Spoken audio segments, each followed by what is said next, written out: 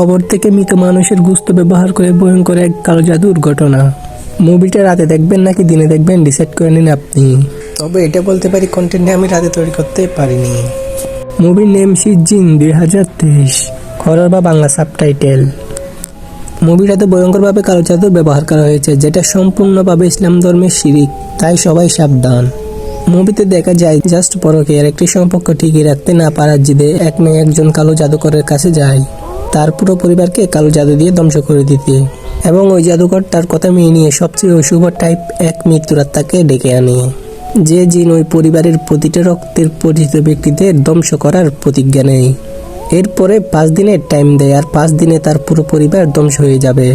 এরপরই শুরু হলো ওই বাড়িতে আযাবের নিয়ে ভয়ঙ্কর সব ঘটনা, যা দেখে আপনার মাথা খারাপ হয়ে যাবে।